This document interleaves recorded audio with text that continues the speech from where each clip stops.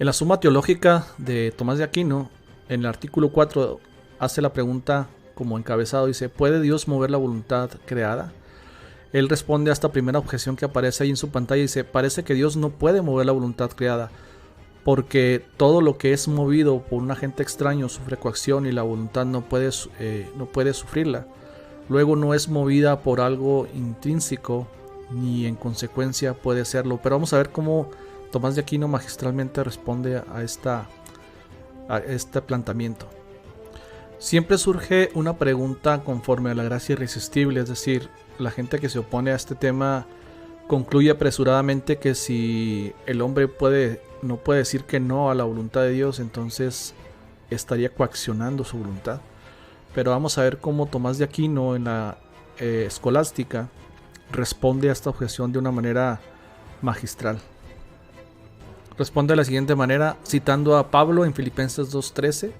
Dice: Dios es quien obra en nosotros el querer y el ejecutar. Conclusión, dice Tomás: es propio de Dios mover la voluntad ya como objeto movido, ya como dándole la virtud de querer, pero principalmente de este segundo modo, o sea, inclinándola interiormente.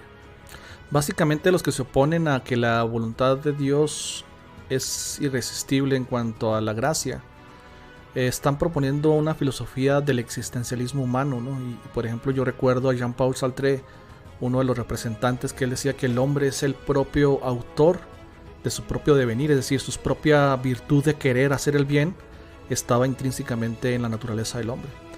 Pero Tomás de Aquino dice que esto es imposible, dado que es Dios el primer motor y es el hombre el objeto móvil, es decir, es movido tanto en su intelecto, es decir, nosotros somos movidos intelectualmente en nuestro entendimiento. Por eso Pablo ora en Éfeso pidiéndole a Dios que les dé espíritu de entendimiento, inteligencia, que alumbre los ojos de su corazón, dice, para que puedan ver las cosas. Que pues Tomás de Aquino también dice, ¿verdad? Básicamente que es el entendimiento también es movido, pero no solamente el entendimiento, sino que también la propia voluntad del hombre. Entonces, si el hombre no quisiera nada con Dios, que esas partes de su naturaleza, el hombre no quiere nada con Dios, pero luego Dios mueve internamente la voluntad del hombre, de tal manera que pone en él la virtud del querer, como dice ahí en la Suma Teológica. Asimismo también dice, la virtud del querer es causada por solo Dios. Toda vez que querer no está en otra cosa que cierta inclinación al objeto de la voluntad, que es el bien universal. E inclinar al bien universal, y se es propio del primer motor, al que es proporcionado último fin.